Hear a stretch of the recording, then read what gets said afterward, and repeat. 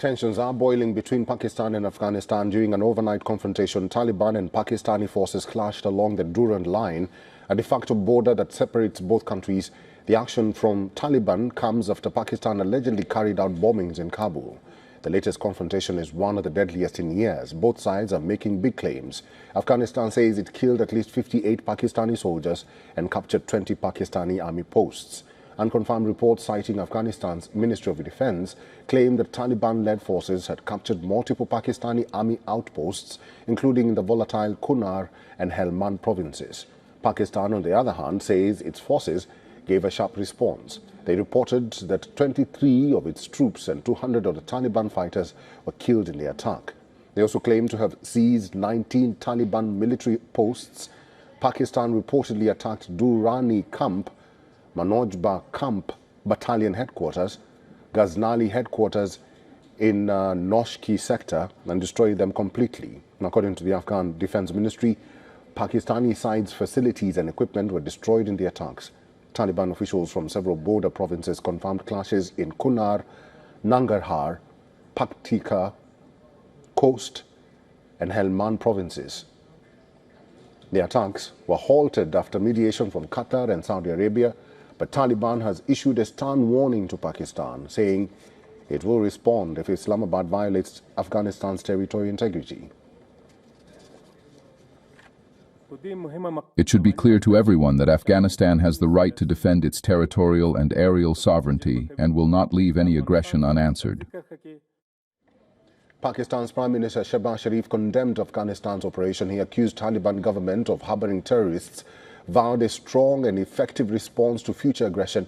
The border between both countries remains closed for now. Pakistan and Afghanistan are accusing each other of the problem of terrorism. Afghan Taliban spokesperson Zabiullah Mujahid says after it expelled ISIS-K from Afghanistan, Pakistan facilitated new training centers in Khyber Pakhtunkhwa, recruiting fighters for attacks in Tehran, Moscow and Afghanistan.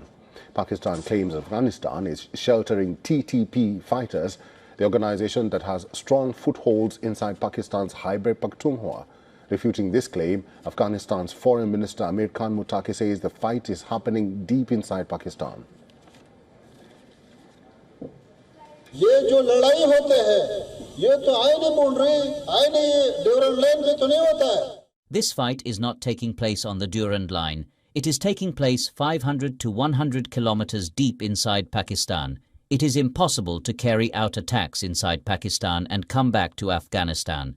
In one night, they have hundreds of checkposts on the way. Pakistan is the one who should control it. Tehrik-e-Taliban Pakistan is carrying out frequent attacks against Pakistan Army since 2021. The group is growing its influence in Khyber Pakhtunkhwa. TTP attacks against Pakistan forces have gone from 98 in 2021 to a whopping 470 last year. The Pashtun-dominated region remains a point of contention.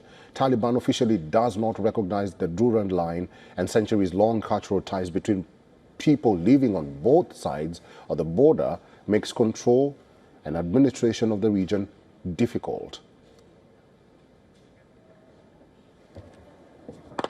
Retired Captain Alok Bansal is the director of India Foundation and the executive director of South Asian Institute for Strategic Affairs. Mr. Bansal, thank you very much for making time for us and welcome to the broadcast. I just want to know from you, in your own assessment, do you think there will be some sort of harmony between Pakistan and Afghanistan in the future? Not peace, harmony.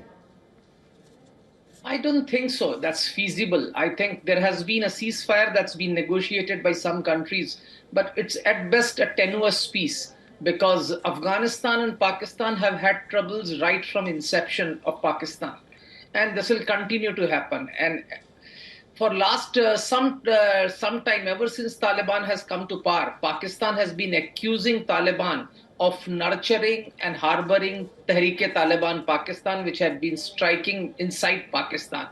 And as you heard, the acting foreign minister of Afghanistan very clearly said that the attacks are taking place 500 kilometers inside Pakistan, and it is virtually impossible for anyone to carry out that sort of strike and get back to Afghanistan. And the recent provocation is that the frustration that Pakistan is facing, because there are numerous protests which are going on. There is a protest in Punjab where Tehreek-e-Labbaik Pakistan was demonstrating. There is a problem in Khyber Pakhtunkhwa where the political party, the main opposition is ruling, and they have been protesting. And now Tehreek-e-Taliban Pakistan has also been carrying out attacks, apart from Baloch Liberation Army and Baloch Liberation Front, which have also been indulging in acts of violence in Balochistan.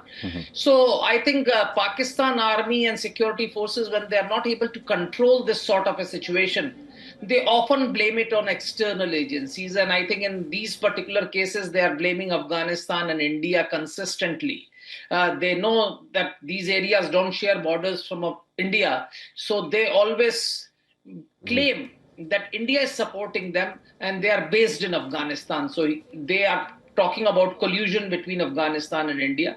And I think they crossed the limit when they attacked, carried out aerial bombings inside Afghanistan, which actually led to retaliation by Afghan forces, which resulted in a lot of casualties of Pakistani soldiers and even Afghan troops, to the best of my knowledge. So, Captain Bansal, as of now, Captain Bansal, let's expand on this issue of terrorism, because both nations are accusing each other of harboring terrorists. And we heard from the Afghan foreign minister, he says that, yes, Afghanistan has been known to be having, terrorists in their country, but nowadays there are no terrorists in Afghanistan. He actually says that the terrorists from Afghanistan are being harbored in Pakistan.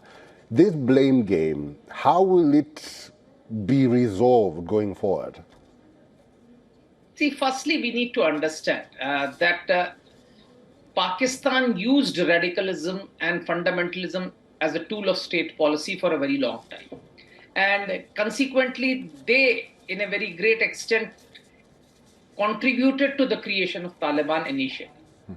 And even in the current round, when the Taliban captured power in Afghanistan, the Taliban leadership was based in Pakistan. Pakistan's ISI and Pakistan's armed forces directly and indirectly supported Taliban as far as capturing of power is concerned. Now, having created Taliban, which abides by a particular ideology, to expect that Taliban will not or will hand over all those outfits which also have similar ideologies and have supported Taliban in its quest for power, I think would have been foolhardy.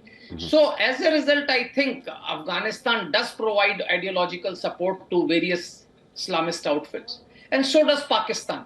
And as a result, what is happening is that both are accusing each other of harboring terrorists. Pakistan accuses that Afghanistan is harboring Tehreek-e-Taliban Pakistan. Afghanistan believes that Islamic State, ISKP, terrorists are being harbored inside Pakistan. And other forces which are also trying to fight Taliban are also being supported by Pakistan. So this conflict continues. But there is no doubt that in last 1.5 years, there has been a surge of terrorist violence inside Pakistan. All right, Captain Bansal, it's good to see you. We are out of time. Thank you for talking to us today. Thank you.